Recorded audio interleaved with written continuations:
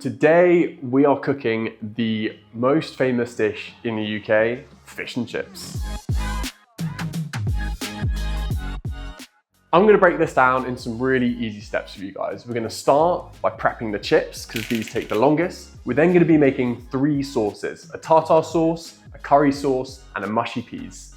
We're going to be doing all of these from scratch. So if you want to do these at home, this is the perfect chance to do so. Equally so, I don't blame you if you want to go and get one from your local chippy, but I love to show you guys how you can do it in the comfort of your own home, and hopefully it will taste that little bit better. The first thing we need to do is prep the chips. For the chips, we want to have some big potatoes like this. We're going to go for the chunky style of chip. We're not doing French fries.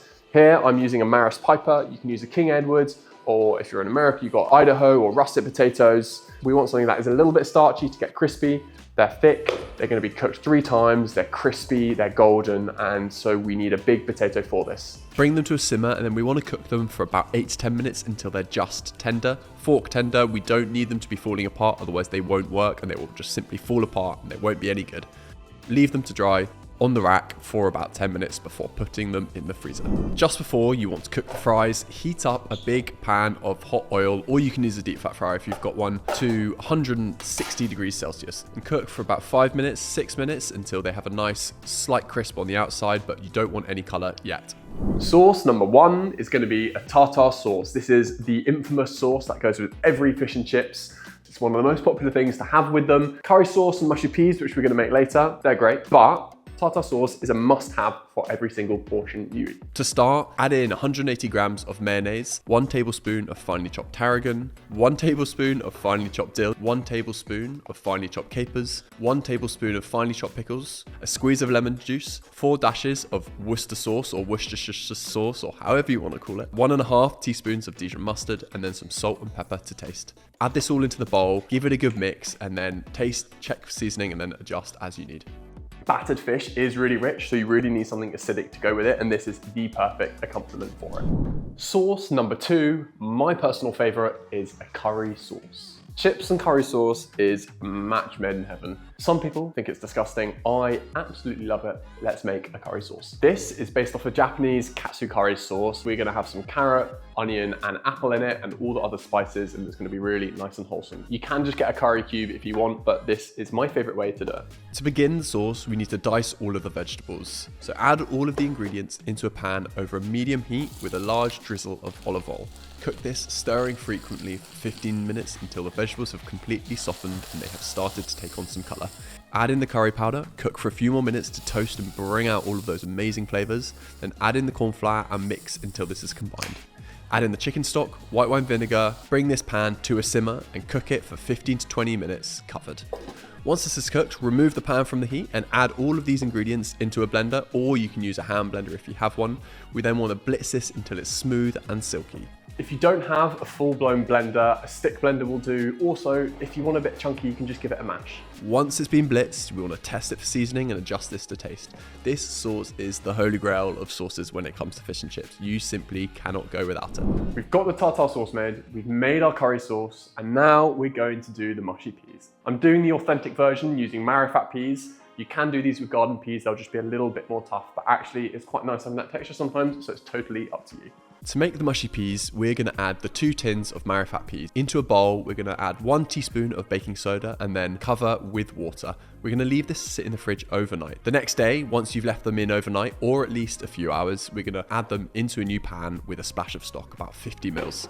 And then cook this over the heat for about another 15 to 20 minutes until you have the perfect thick consistency of the mushy peas. Once you've taken the peas off the heat, give them a mash with the back of a spoon. This just helps break down the peas and thicken that sauce slightly.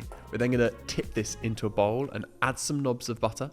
Give this a really good whisk, and cold knobs of butter here will help emulsify the sauce. This will give it a really nice thick, silky and luxurious feel and is the perfect way to serve the mushy peas. This is a classic in any fish and chip shop in Britain.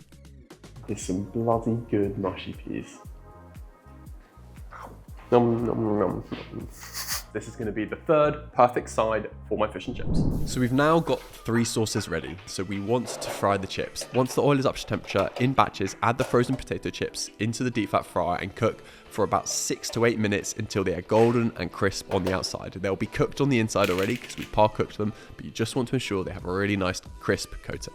Usually when we have fish and chips, you top them with salt and vinegar. The vinegar is quite wet and can make the chips really soggy, so I've got a little tip which is really good. We're going to be making a salt and vinegar powder. This is what you get on crisps. Now this is really easy to do. Get yourself some spirit vinegar powder, mix this in a bowl with some fine sea salt. You don't want any of the iodized stuff, you just want some plain fine sea salt. Give this a mix, and then this is the perfect little topping to sprinkle over the chips. Oh. Everything else is ready. Now it's time to do the fish. This is the star of the show. Ultimately, without fish, you ain't got fish and chips. So let's get stuck in. In a large bowl, mix together the rice flour, all-purpose flour, baking powder, and curry powder, and mix together with a whisk. We would now want to add the liquids. The key thing here is to make sure that they are cold. First, mix in the vodka with a whisk until completely combined. Then go ahead and add the beer in the mix until it is incorporated. Don't overmix this at this point. We just need it until everything is combined.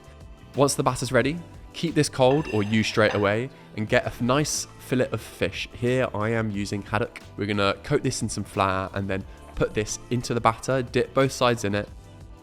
Here I've got the oil at 180 degrees Celsius again, the same as the fries. Cook it for 5 to 8 minutes until it's golden and crisp on the outside and just cooked on the inside, and then it will be beautiful. It might seem like a lot of alcohol. Firstly, that all goes once you cook it, so there's no alcohol in there, it completely evaporates. The really good thing is, 1, you've got flavour from the beer, and 2, the vodka gives a really crisp light batter because it evaporates so quickly. There's no time for the gluten to cook. Every single component is now made, so let's plate up and tuck into the UK's most popular food, fish and chips. Once the fish is fried, set it aside onto a drying rack, season with salt, and then you're ready to plate.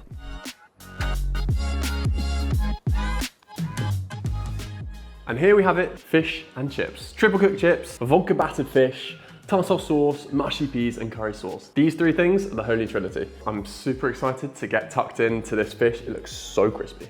Let's do it. That's so good. Got the mushy peas. These taste exactly like the ones you get from the chippy, but a lot fresher, very buttery, and that subtleness of mint is really, really good.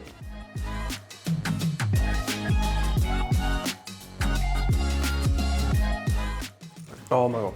No words needed. This is my favorite way to do fish and chips, the UK's most popular food. If you like this video, make sure to hit subscribe and stay around for next week's episode.